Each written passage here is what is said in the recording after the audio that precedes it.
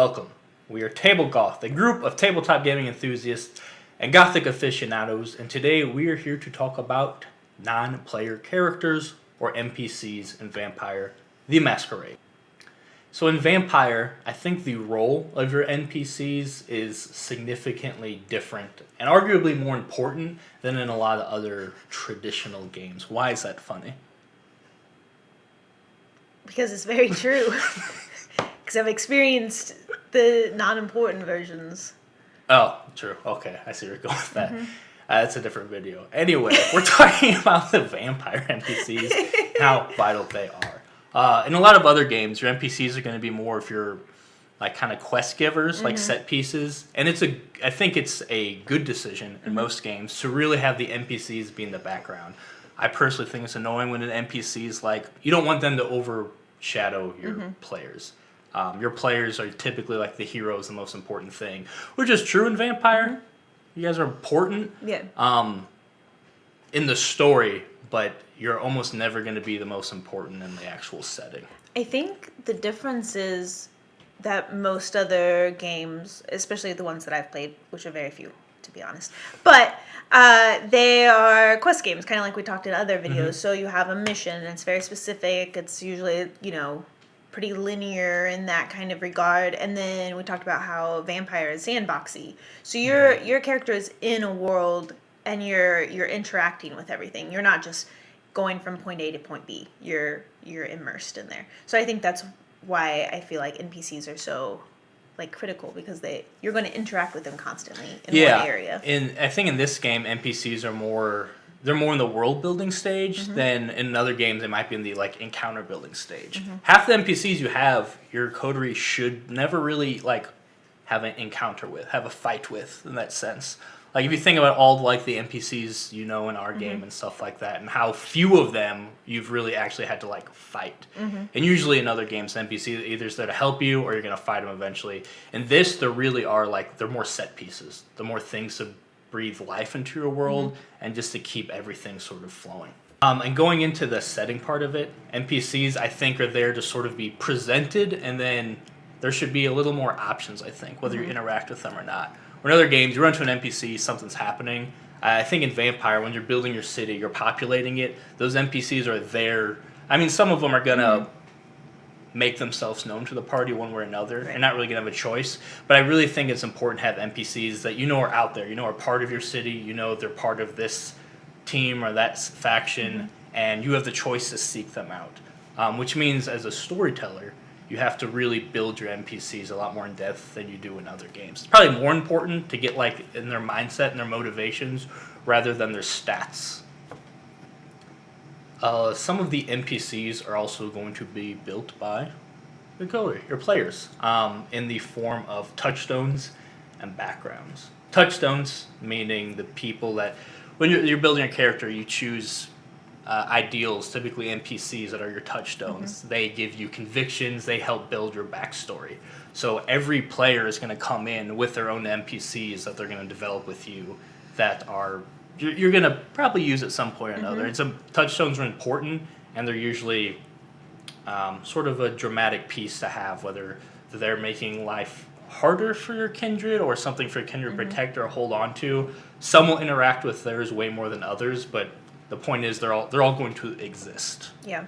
And with ours, our touchstone NPCs were affecting us in our mortal life. They shaped who we were as humans, especially we play teenagers, so that's a huge impact. So I think it's really important that you make sure you use those characters, just not let them go by the wayside.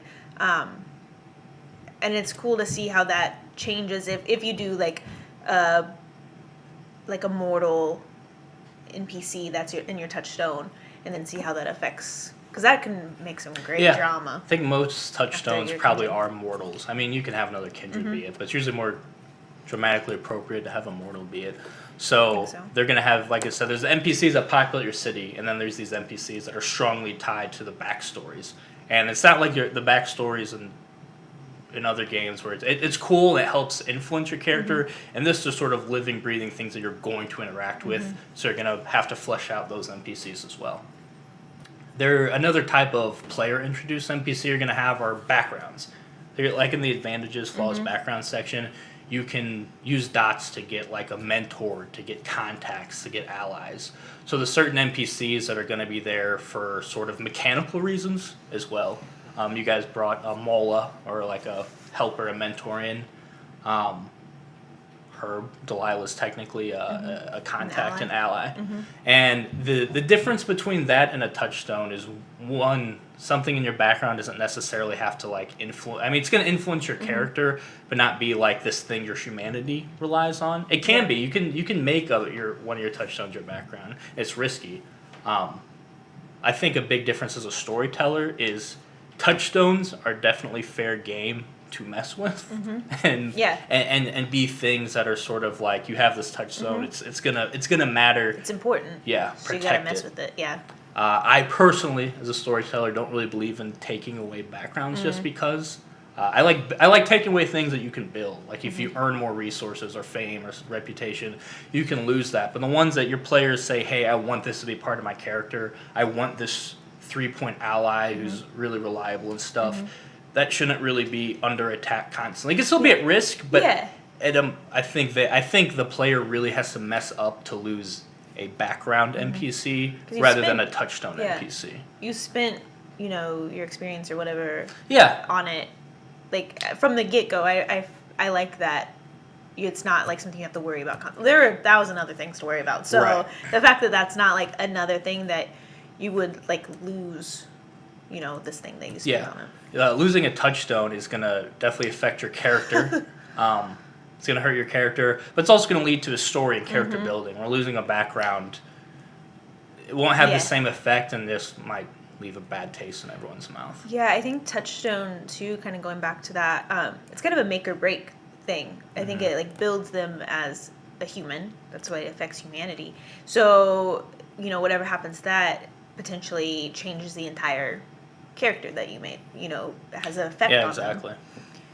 And this is a game where things are lethal, and a lot of bad things happen to the players and everyone they care about. And all my touchstones. And all the touchstones. So definitely keep that in mind when building them as well.